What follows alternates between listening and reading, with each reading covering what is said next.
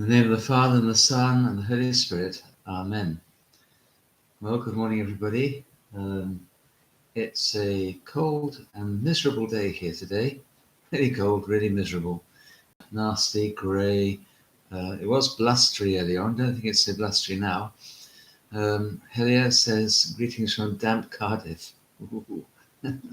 So it's probably the same all over the whole country. I'm going to have a look at the radar later on and see what that says. Also, good morning, Daniel. Happy St. Winifred Day. Yes, indeed. I've been celebrating that. We had Vespers last night in honour of St. Winifred. I was speaking to somebody first thing this morning about that too. Well, second thing really. So about 6:30ish, maybe a bit earlier. I remember he and I and one other going off to have a picnic by a secondary St. Winifred's well. It was cold. It was this date. It was cold, it was wet, it was sticky underfoot, and everywhere unpleasant. Place near Welshpool. But we were young, we were foolish, and we thoroughly enjoyed it. So that was good. Good morning, Isidore. God bless you. And good morning, Christina. God bless you. Right, today we're going to look at the first part of the parable that everybody knows as the prodigal son. It's really a parable about two brothers and the father. And the first part is well known and much commented upon and frequently preached upon. The second part is not quite so popular because it goes to the heart of most people sitting listening to the gospel being read, I think, where if they listen to it carefully, you feel yourself being convicted by it. Good morning, Beverly. Anyway, here we go. It's the third nice parable, in inverted commas, after the ones that were rather difficult to hear beforehand. I'll say something like that about these three parables in a moment again. So, Luke chapter 15, verses 11 through to 24.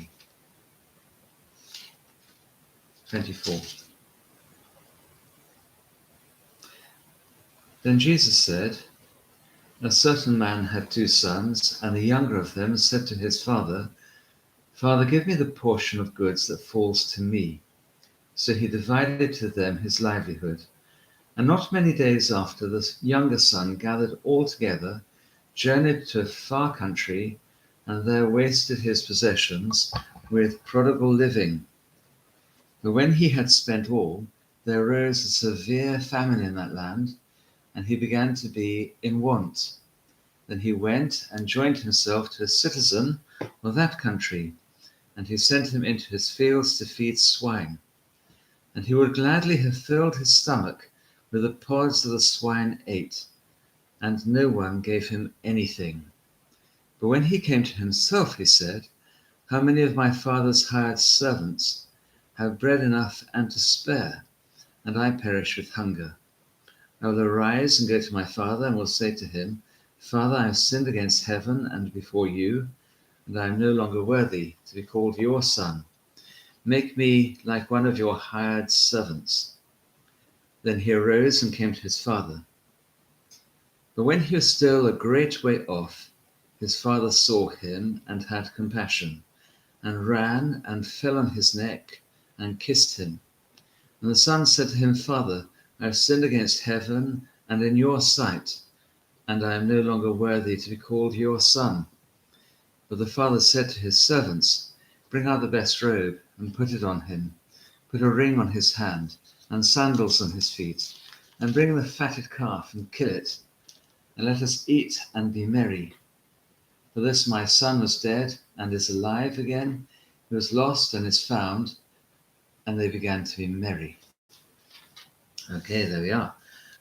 See how the people have turned up as well. Christine, good morning. Anton, happy little Friday again. Woohoo! Joan, good morning from sunny Lebanon. Lucky you. It's cold and miserable here, Joan. Anyway, There's some nice, interesting background information about these things. So we'll start off with a reading from Deuteronomy chapter 21, which gives you the idea of the way that this young man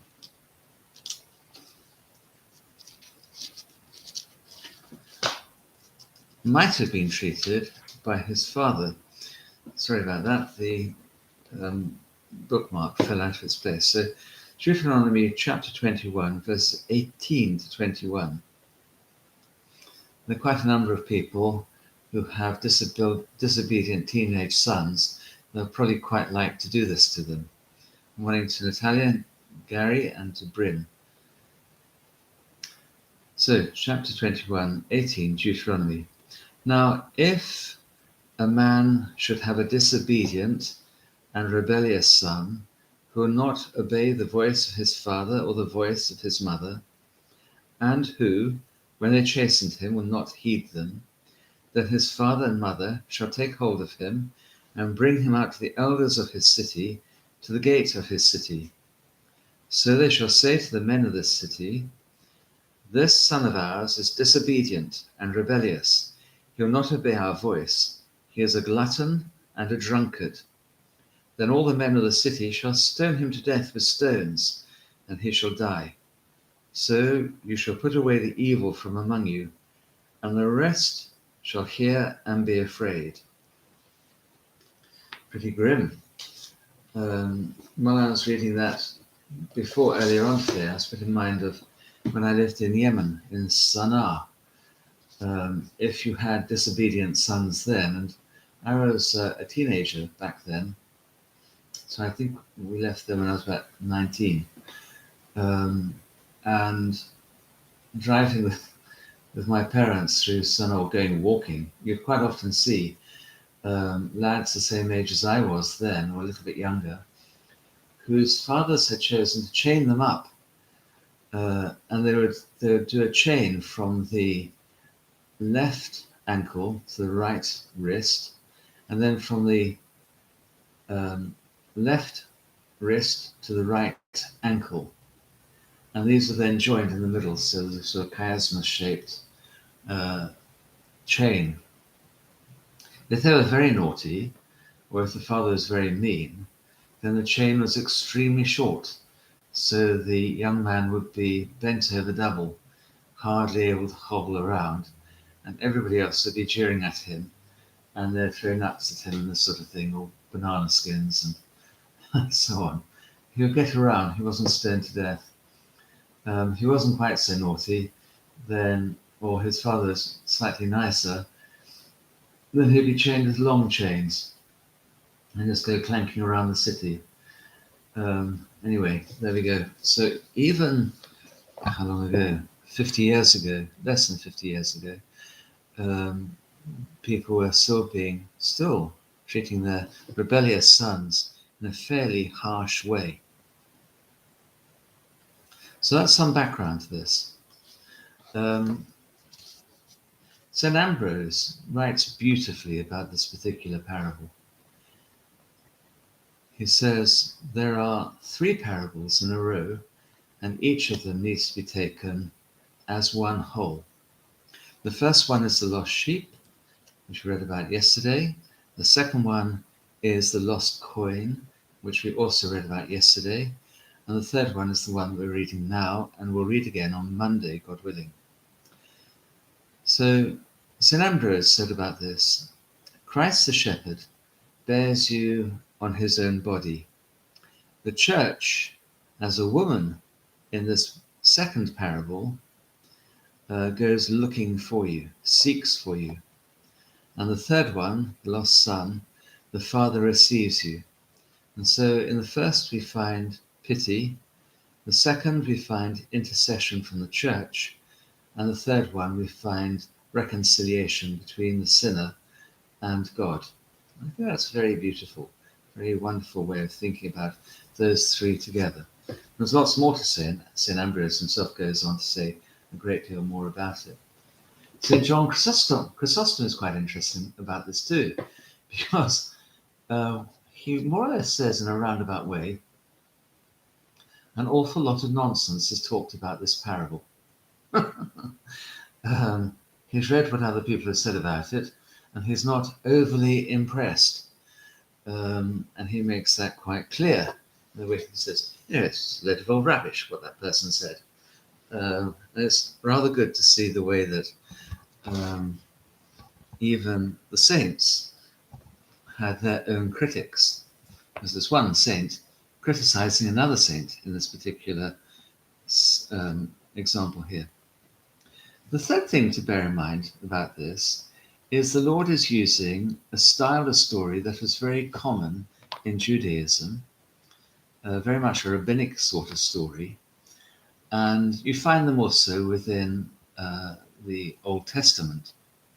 And these are two brother stories, and I can think of three straight away. So the most obvious two brother story, Cain and Abel, where God does not like the offering of the older brother, but accepts the offering of the younger brother, Abel, which of course ends tragically for him. Or Esau and Jacob, where the older brother, Esau, is undone by his younger brother in every way, who takes on his birthright and receives his inheritance and the blessing. They're reconciled in the end, as you'll remember. And then, of course, the older brothers of Joseph, and then Joseph himself, where the older brothers sell him into slavery, but which is a type and a likeness, actually, of the gospel and also of Cain and Abel. But Joseph rises, as it were, from the dead and brings blessing upon his brothers. And he comes good. He becomes effectively the ruler of Egypt after quite a lot of time. And the listeners to this story of the two brothers would have expected something similar, that the older brother finds some sort of difficulty, the younger one goes off, makes good, comes back, and shares his beneficence with his family. So they would have been quite surprised. There would have been something of sucking of breath and of chewing of beard, listening to this story given in this particular way. Okay, so everything's been turned topsy-turvy. The failed younger brother ends up having a party, and the loyal older brother is also invited in, but is criticized.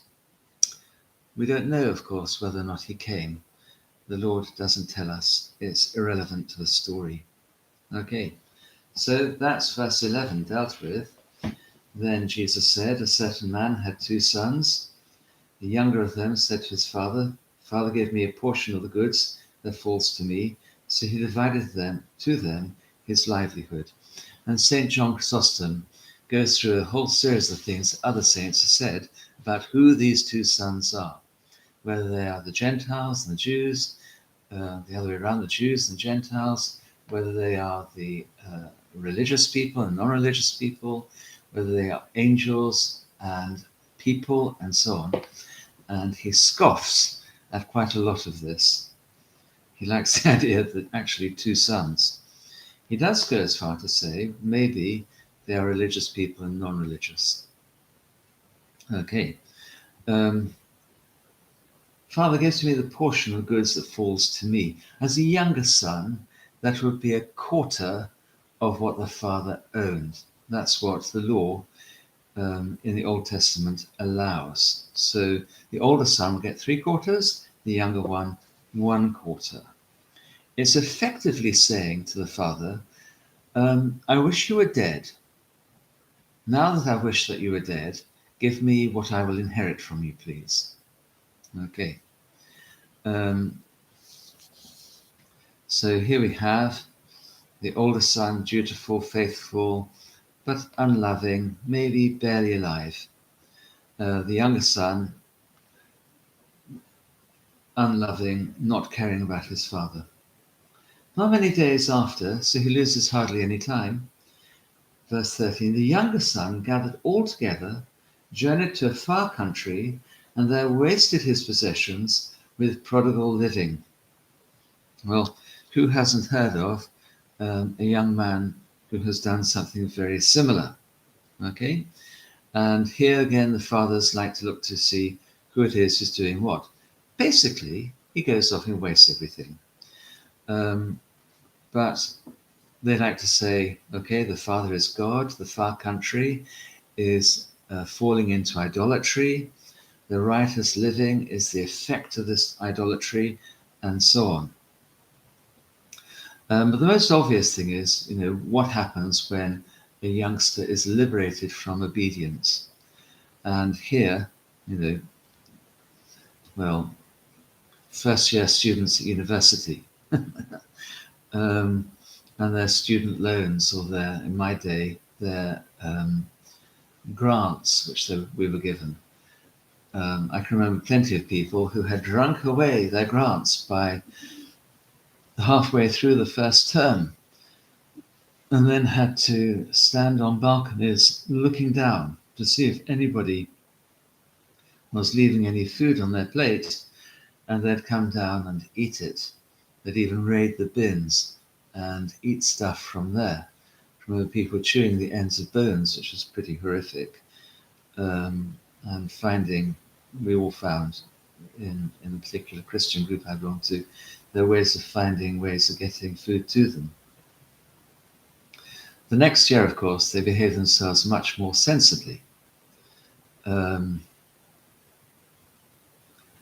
reminds me also of George Best, and actually the quote is attributed to quite a number of people. He died about, 18 to 20 years ago, something like that. He was a famous Irish footballer who played for Manchester United. For anybody who's much younger than I am, but when I was a kid, he was extremely well known. And probably the only footballer that I can remember seeing on TV. You get that sort of involuntary movement of your muscles when you see something really beautiful happening, and you can't help but sort of react in time with it. And George Best said, I spent a lot of money on booze, birds, and fast cars, and the rest I squandered. Poor old George Best. He ended up drinking himself to death, I believe. I hope that's not true.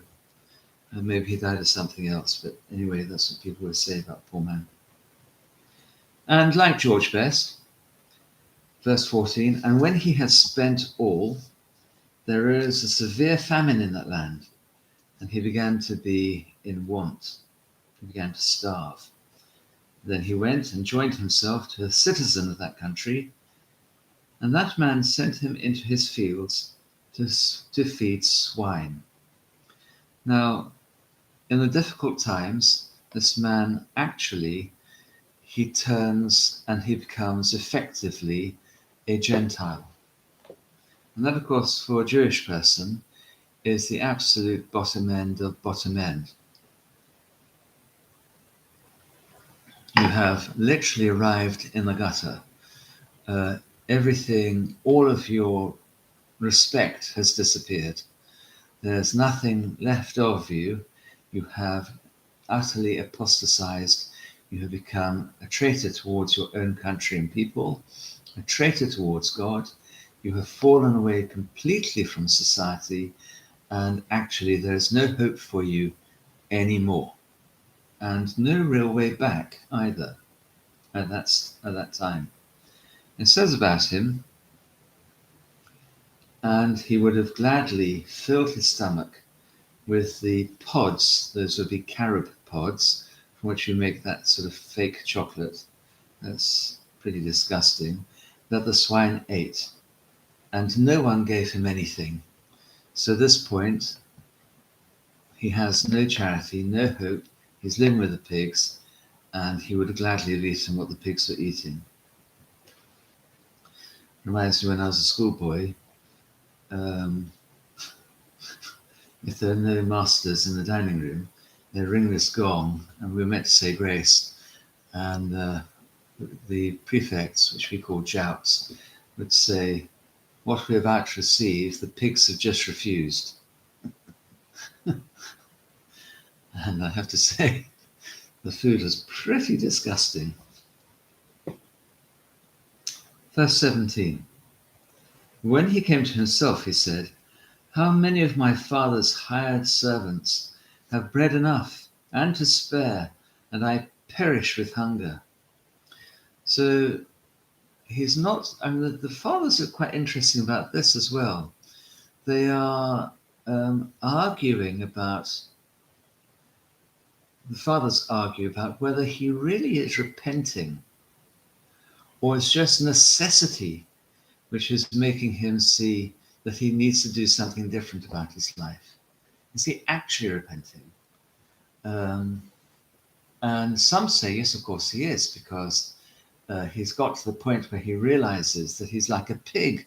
In fact, the pigs are better off. And now it's time to return back to the Father. And others are saying, well, not really. He's just acting out of greed because he's looking beyond himself and seeing that other people have got plenty to eat and he wants to be like them. Doesn't really matter. You can pay your money, take your, pick whichever one you choose. But the effect of this is the important one. Okay? He's come to some sort of realization that he's no better than a pig. I will arise. That's important too, according to the fathers. I think it's just a Jewish idiom, actually. But the fathers say he's flat on his back. He's down like the pigs on all fours. But now he's coming to resurrection. I'll arise and go to my father, and I will say to him, "Father, I have sinned against heaven and before you," he makes his confession, "and I am no longer worthy to be called your son." He realizes that his status can never really be the same as it was before. "Make me like one of your hired servants." So he goes repentantly now, or at least humbly, to his father. He doesn't want to be reinstated as a son. He knows that he has lost that ability. He has lost that ability. He cannot come home in triumph and distribute largesse on his family. He has to come back begging for a job. And he arose and came to his father. But when he was still a great way off, his father saw him and had compassion and ran and fell on his neck and kissed him. And this is where the fathers point out that this is God we're talking about here. God is able to see us afar off, still a great way off. It gives the feeling that he's only just risen up. He's only just taking a few steps towards his father, and his father, who's been looking out and longing for his son's return, sees him while he's still a great way off. He doesn't wait till he's knocking on the door and saying, "Would it be all right if I came in?" His father sees him a great way off and runs, having compassion, and falls on his neck and kissed him. A pastor of a church would do something similar, actually. Somebody may not have come to church for a very long time, and when they do come, they are brought back in fully into the church. That they're not looked at with grave suspicion and treated as some sort of wretch who has run off into the distance. It is quite different. This is somebody that the pastor and the acting in some ways like God will rejoice at this person coming back. You run towards this person. They make the first turn back, but you run towards the other person, and you're delighted and you welcome them back in. You might not go running after them. The same with other people as well. They might leave you, but when they come back, one is delighted and wonderful. It's a beautiful resurrection for you both to see the other one. And here we have the Lord using this elderly, or at least mature, Jewish, wealthy man running towards his son, something that would be most unlikely in that sort of Middle Eastern context. Even some of the saints say people only run, grown men only run when they are thieves, not when they are dignified. You walk. And indeed, some of the robes of the priest are deliberately made so you cannot go fast. The stuff that priests like me gets to wear keeps you walking. You cannot go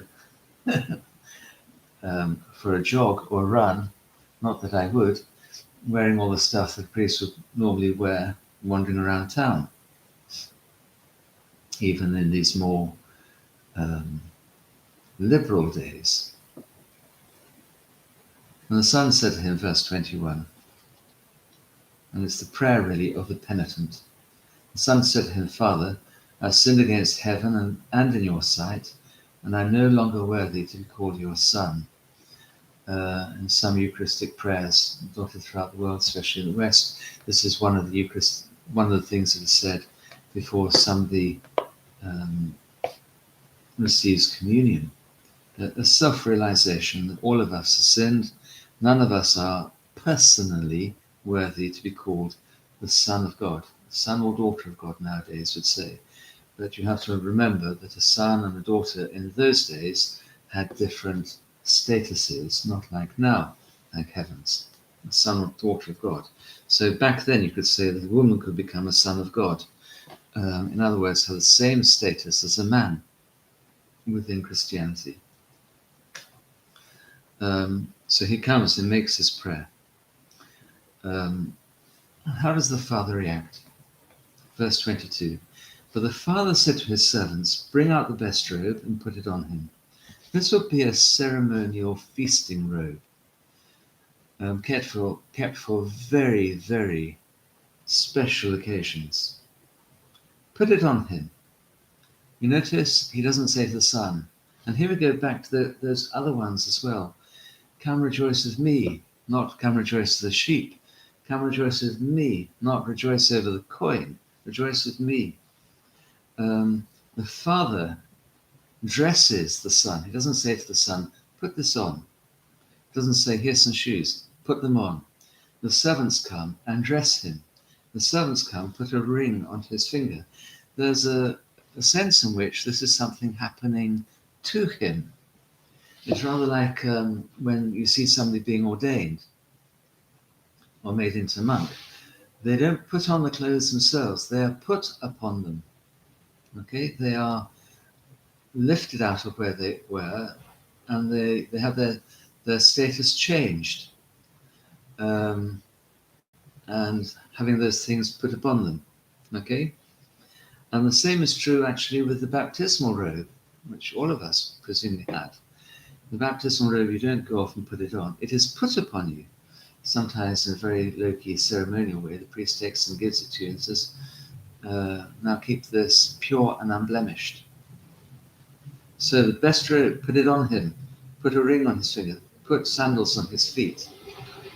All those things. The ring represents the signet ring of the family. What's going on up there? An awful lot of revving up going on. Shoes on his feet. In other words, he is dressed as a free person within the family, not as a servant, not as a slave. Verse 23, and there's the famous joke about this. Who was not happy when the prodigal son returned? The answer is the fatted calf. And bring the fatted calf here and kill it, and let us eat and be merry.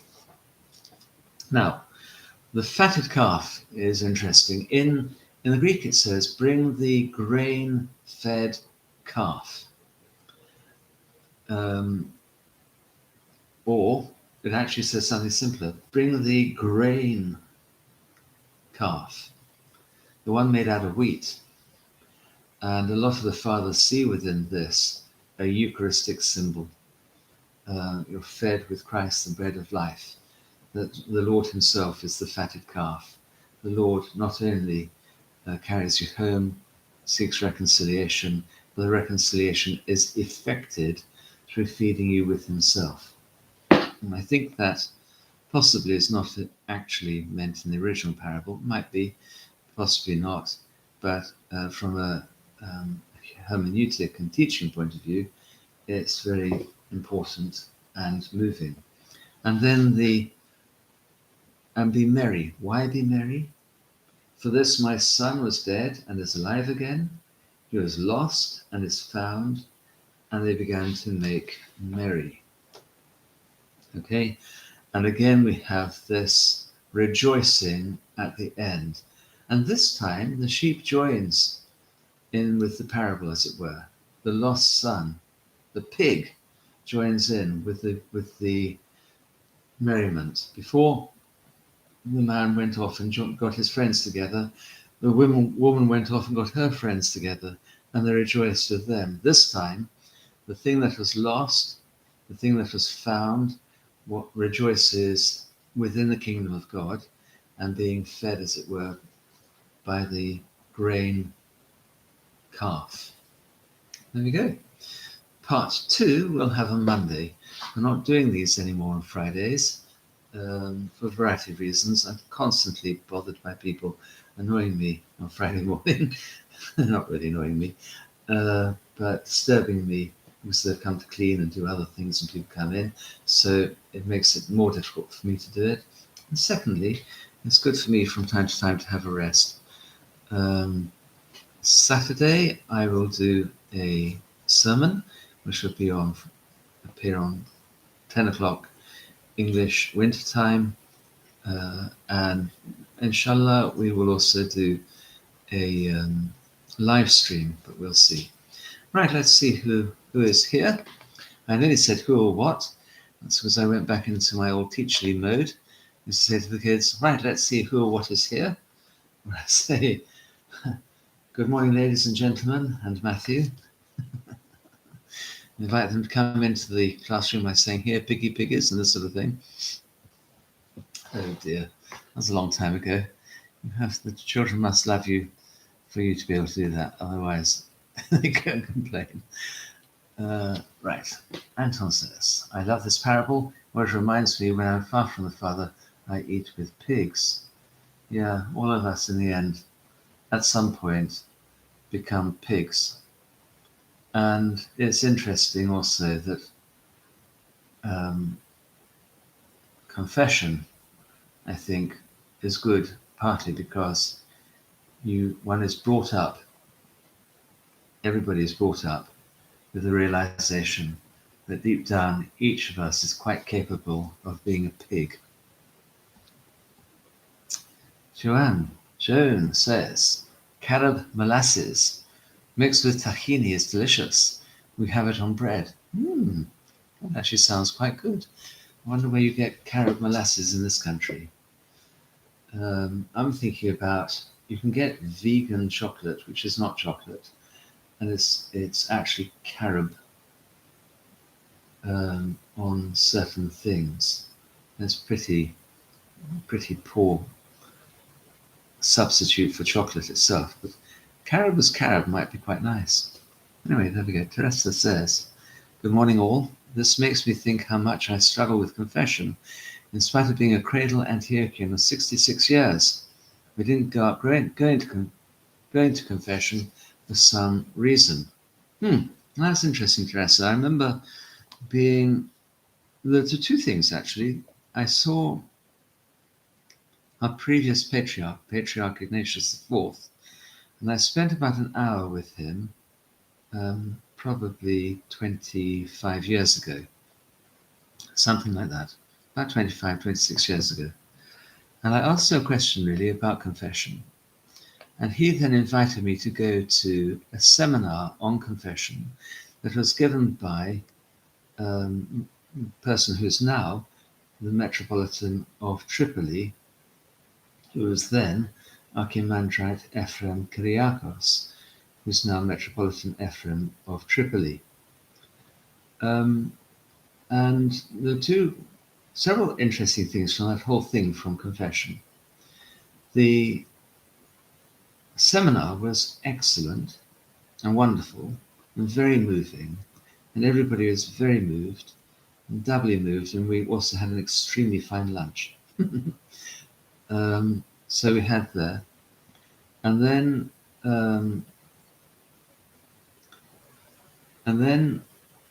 I had the privilege of sitting in a minibus next to the man who's now Metropolitan of Tripoli, all the way back, all the way from Sidnaya to Balamand, along the coast, partly, which again was wonderful. We stopped off somewhere en route for me to see something else. Anyway, and he then talked to me about confession the entire way. It was very, very good. But I also got to speak with the patriarch, and I asked him various questions about confession as well. And his main thing was that he was wanting to encourage everybody to start going to confession again.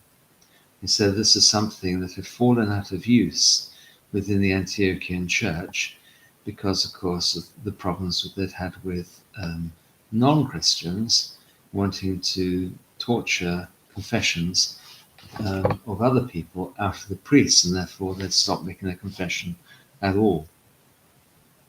So there's partly that involved. But Metropolitan Kyriakos was very good about this and pointed out that the great thing about confession was that you were talking to God, but in the company of somebody rather who was representing the whole church, who was also making their own confession. And he did the whole thing in a very humble way, that we as people who make our confession, priests, also hear confession, and we act in love and in softness towards other people that we might not apply to ourselves.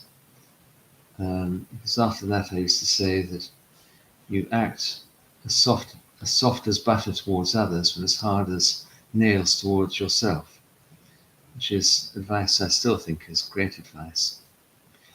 The patriarch said to me also that when going to communion, you should say to yourself, should I be coming to communion? Am I worthy of this? The answer is no. And that puts you in the right frame of mind to make your communion. And then if there's a really good reasons why you should not come, then you must go to confession straight away, and then come straight away to confession. Straight away to communion. Nobody should bar themselves from communion because they haven't been to confession. I think that is helpful. Anton says, I have seen a priest running during the earthquake service, spreading all the leaves. Yeah, there are various occasions when a priest might run. I've even seen a priest jump onto a, what do you call those things? A little scooter.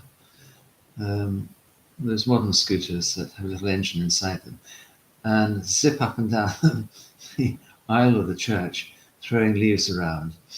Quite clever of him, really, be able to do that, steer the thing, throw leaves around in full vestments, and not come a cropper somewhere or other. And Teresa says, also remember someone pointing out that someone said that Scripture says we confess our sins to one another, not just privately to God. Well, that's interesting. Obviously, in the early church, they did do that, and you can see that happening within the letters of St. Paul, that they confessed their sins to each other, and then they had their sins absolved, and then they received communion. It became altogether too entertaining. And one of the things I find as someone who hears quite a lot of confessions is I have to keep reminding people not to confess other people's sins, only your own, and to leave other people's names out of it. So I don't want to hear about what Mrs. So-and-so did, or what your husband or wife got up to, or I don't want to hear the sins of your parents, your children, or brothers or sisters, or anybody else. I don't want to hear anybody's sins, actually. But what I want to do is help you to come to terms with those sins and get rid of them, and then find a way of not doing it again. So the one another is now that you do that to a priest who should have had some training or experience to help you deal with those sins. And actually to confront you also with them. It's a very tough job, actually, listening to people making their confession. Listen very, very carefully, not only at what the person says, but what the person is deliberately failing to say, or what you think they haven't realized in what they are saying. And sometimes it's worthwhile just sort of saying, what do you mean by that? And then the person looks at you startled. And you can see them rethinking the entire thing and coming to another realization about what's gone on. And that can be tough on you both. The other thing is that I don't know it's every priest, I suspect it is, but there is a grace given, and the second that you have pronounced the absolution on that person, what they've said to you goes out of your mind. So you're not sitting there thinking, oh, that naughty Mrs. Jones and her greed for cream buns. It's a Thursday, she'll be stuffing herself all over again. Nothing like that goes into your head. You don't remember what people have said. It would be too burdensome for a start. And sins are boring, so they go out of your mind very quickly. You find in some traditions, like the Russian tradition of confession, is that one or more priests come out of the altar area during the liturgy in a big church, and they stand in the midst of the church, and people come along and they recite their confession to that person. And they then receive absolution from that person in front of everybody else. So everybody can see that this person is making their confession, and they then go and they receive communion. And there's a lot to be said for that. So you have this quietness and privacy of it, because it's done very quietly, but it's also done publicly, out in the open. And it helps people to remember that the church must always be a repentant group of people. We're not perfect, we are repentant. If the son comes back from being a prodigal and he receives communion of the fatted calf, not because he's perfect, but because he's come back. And it's that coming back which is the important part there. There are loads of things that can be said about confession as well, actually, and repentance and so on within all of this.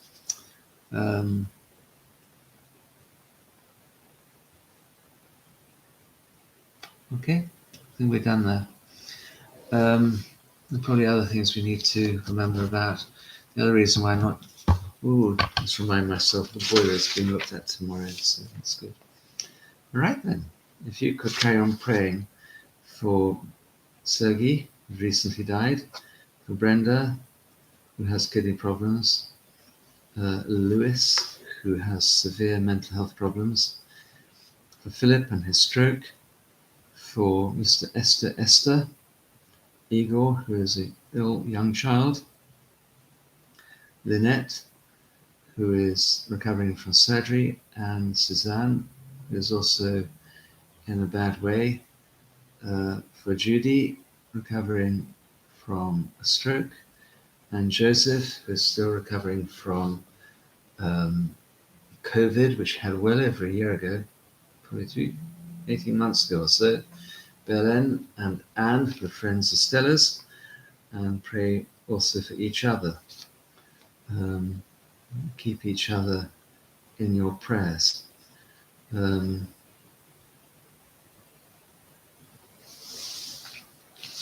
Okay, I think we'll end there then. Okay? Teresa, God bless you. Righto, God willing, we shall do this again on Monday. I don't think I've got Anything odd happening on Monday? I'll just have a quick check. Nope. But Tuesday, I won't be doing this. Wednesday, I probably won't be doing this. Tuesday was I've got to attend another meeting, and Wednesday was I'm having this eye operated on, which will be a huge relief. So I really can't see much through it anymore at all. Okay, righto. God bless you. Have a wonderful weekend. See what you can do. Move heaven and earth to go and receive communion one way or another. Bye-bye. God bless.